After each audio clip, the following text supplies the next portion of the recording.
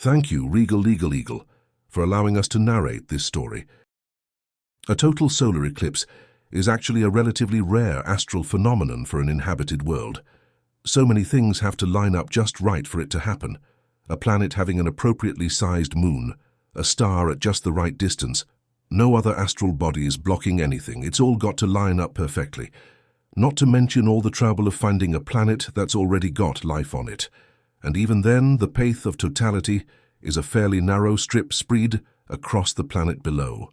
Well, narrow as far as planet-sized distances are concerned, I mean, Dr. Gibbs added with a shrug at the end. And here we are. Amy sighed softly as she looked across the valley before them. It was only the two of them out here now. The fleet couldn't spare many citizens for what they deemed non-essential roles, so she was Dr. Gibbs' only grad student. They'd picked a small hill overlooking the area to better watch the eclipse, and as the light of the star above them slowly began to grow dimmer, she could sense the subtle yet growing unease of the animals who didn't understand what was happening. Several billion years of existence, who knows how many millions of it supporting life. Untold generations that lived and died here in a slow yet never-ending march of change. Species evolved to suit their environment and survive all manner of ecological disaster and natural predator.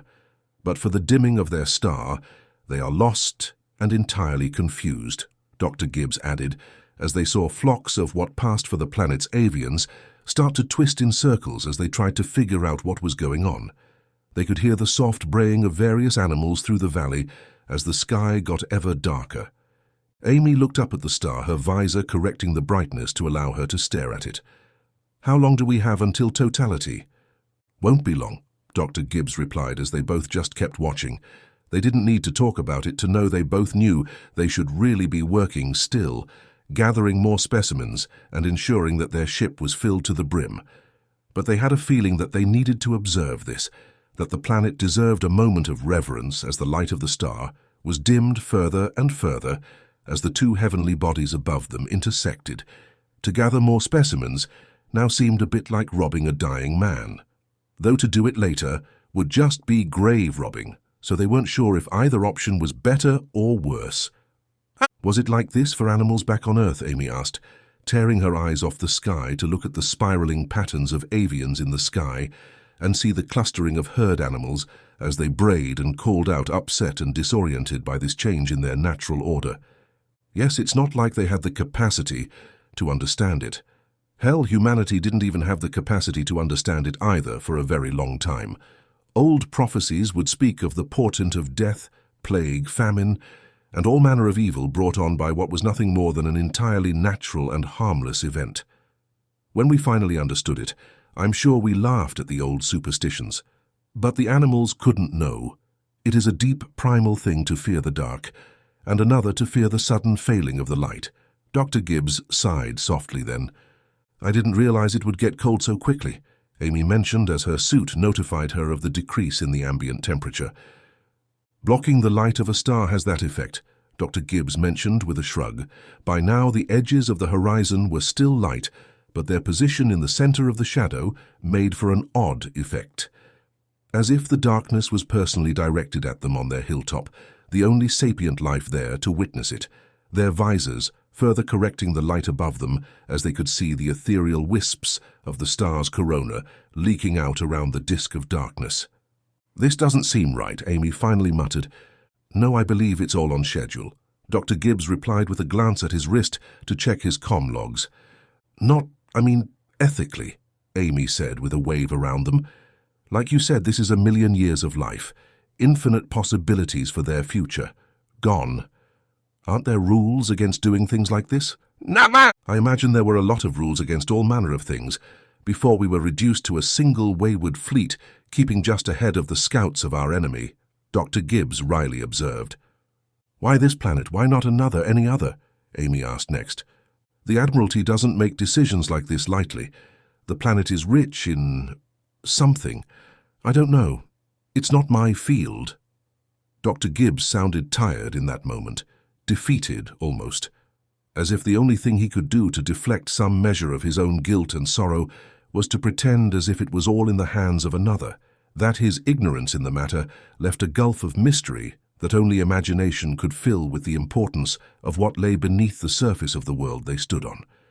To tip the scales against the life that was all around them, the rustling of trees and bushes in the wind, the worried calls of the animals, the panicked cries of avians in the air looking for a place to shelter this sudden onset of night.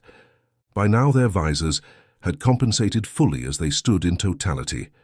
The disk above them was no natural moon, but a ship, massive in both scope and function, its arms slowly unfolding high above the world as a million souls prepared for their labors ahead.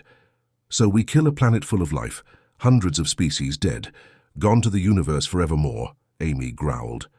Not quite, our ship is almost full, they'll continue to exist in some capacity. The Admiralty is giving us the resources to ensure they avoid total extinction, even species that aren't useful as cattle or food. It was Dr. Gibbs's small victory, but he clung to it tightly. What life is that to live within a ship for all their days, their home gone, their sky taken? Does their inability to fully comprehend this make it any better? Amy tore her eyes from the eclipse above them to eye Dr. Gibbs directly. "Are you asking on their behalf or ours?" Dr. Gibbs asked back. "Life in the fleet is our only chance, right? We know that. They might not, but it will be true for them now too. If this wasn't their last eclipse, then it would be ours. Existence is conflict. Survival is struggle." "That sounds suspiciously like something our enemy would say." Amy growled softly with an accusatory tone. "That doesn't make them wrong."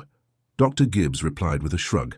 "What can we afford to do or not do when faced with extinction? Should we mourn that these animals lack sapience, or celebrate that their ignorance saves them some small measure of fear in these last days of the life of this world? We have created a ship the size of a moon, and we eat planets so that we do not suffer the same fate. We are, if nothing else, determined to exist.